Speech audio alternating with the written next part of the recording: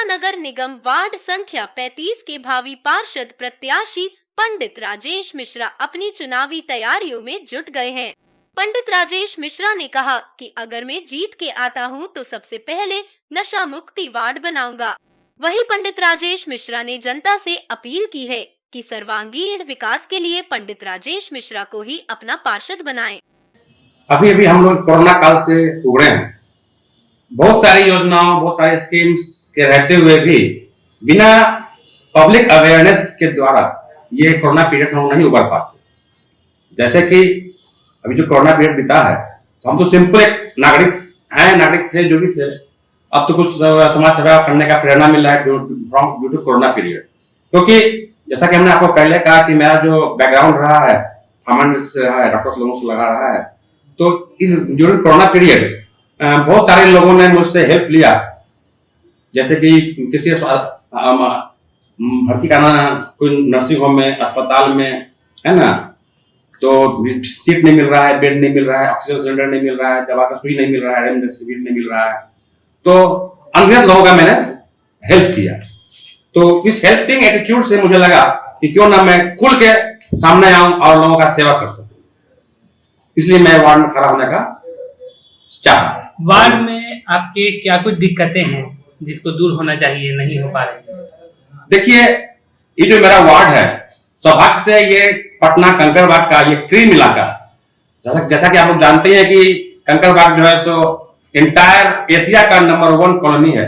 अब उस number 1 colony का ये जो वार्ड 35 है, वेरी क्रीम इलाका है। यहाँ ना तो कोई झुकी झोपड़ियां हैं, ना तो कोई स्लम एरिया है, कोई भी आदमी पॉवर्टी लाइन में ख्याल से बिलो नहीं रहते। तो जनरल प्रॉब्लम यहाँ नहीं है, जैसे कि मच्छर बहुत लगता हो, क्योंकि यहाँ अपार्टमेंट है, लोग एसी में रहते हैं, मच्छर कहाँ से आएगी। बहुत सारा घर भी है, पुराना मकान भी है, लेकिन सब ऐसी इलाका है, कॉलोनी इलाका है, सब लोग आलीशान मकान में रहते हैं जनरली 80% पीपल। और जो होता है मेन प्रॉब्लम वार्ड्स का, वो रोड नहीं रहना, रोड प्लेन नहीं रहना, पानी का प्रॉब्लम, वो सब ऐसा प्रॉब्लम यहाँ पे नहीं है। एक आध दो गली रोड में पानी लगा रहता है, वो सब ठीक हो जाएगा, क्योंकि हमारे जो पुराने वार्ड पार्षद थे शायद पर ध्यान नहीं दिए। तो इसको हमने ध्यान रखा हुआ है, मुद्दा बना रखा हुआ कि जैसे मैं यदि मुझे मौका मिलती है तो मैं जो ये रोड जो है तुम्हारी बच्चा जो ग्रेविटी मॉल बन गया है, उस ग्रेविटी मॉल से जो अंदर रोड घुसती है, उस रोड में 12 महीना पानी लगा रहता है। उसका हम खोजेंगे कि इसका क्या कारण है कि हम पानी लगा रहता है। उस पानी को मैं ठीक करूंगा और भी जगह देखूंगा क्या क्या प्रॉब्लम है। लेकिन जो मेरा मुख्य मुद्दा है, जो कि मैं चाहता हूं कि अपने काम से इसको दूर कर सकूं, वो है बच्चों में जो बढ़ रही है ड्रग लेने का, जो नशा कर लेने का जो आदत बढ़ रहा है, उसको मैं चाहूंगा दूर करूं। क्योंकि आए दिन जब मैं देखता हूं, घूमता हूं रोडों पे, देखता हूं कि पान दुकान पे टीनेजर्स 14 ईयर्स, 12 ईयर्स, 13 ईयर्स बच्चे जो होते हैं 8, 9, 10, 11 के, वो लोग जाके सिगरेट जो मिलती है उसमें गांजा स्नैक्स भर के खुलेआम इसका सेवन करने लगे हैं।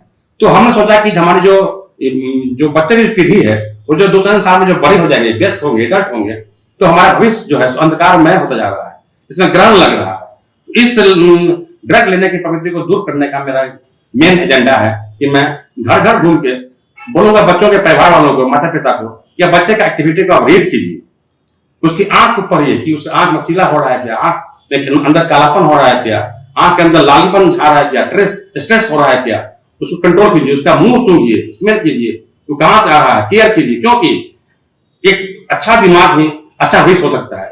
उसका ब्रेन जो है सो हमारा अपना फ्यूचर जो कंस्ट्रक्टिव काम कर सकते हैं, उसका मेन कुंजी ब्रेन ही है, नर्वस सिस्टम। यदि वही ब्लॉक रहेगा तो how can any people do any constructive work, innovative work. तो इसको स्मूथ करने के लिए मेरा प्राइम एजेंडा है कि मैं नशा पे काम कर सकूं। हमारे प्रधान अच्छा, ड्रेनेज सिस्टम और साफ सफाई को लेके क्या यहाँ पे व्यवस्था है? ड्रेनेज सिस्टम यहाँ का स्मूथ है, क्योंकि लास्ट ईयर जो पानी जाम हुआ था बारिश से, तो इस साल पानी जाम नहीं हुआ है। तो हमारे जो गवर्नमेंट का जो स्कीम है उसके थ्रू पानी जाम रोड पर नहीं हुआ है। आप लोग भी देखते ही होंगे, इस साल पानी जमा नहीं हुआ, उस साल हुआ था। तो ड्रेनेज सिस्टम हमारे कंकड़बाग वार्ड में स्मूथ हमको दिख रहा है, 1-2 गली रोड को छोड़। सड़कों और बाकी चीजों की व्यवस्था भी आपके हिसाब से सही है? हाँ सर, एक चीज और बहुत भी प्रॉब्लमेटिक हो जा रही है, वो क्या है कि हमारा जो वार्ड 35 है वो मेन रोड पर स्थित है, और मेन रोड पे, कंकड़बाग मेन रोड पे बहुत सारा मॉल, बहुत सारा नर्सिंग होम, बहुत सारा हॉस्पिटल्स, बड़े बड़े हॉस्पिटल्स खुल रहे हैं। इससे क्या होता है कि उसके जो कस्टमर आते हैं, जो क्लाइंट आते हैं, वो अपनी बाइक, अपनी वाहन, गाड़ियां रोड पर लगाते हैं, रोड को क्रॉस कर रहे हैं, तो पब्लिक मूवमेंट में, ट्रैफिक मूवमेंट में बहुत प्रॉब्लम हो जाएगी।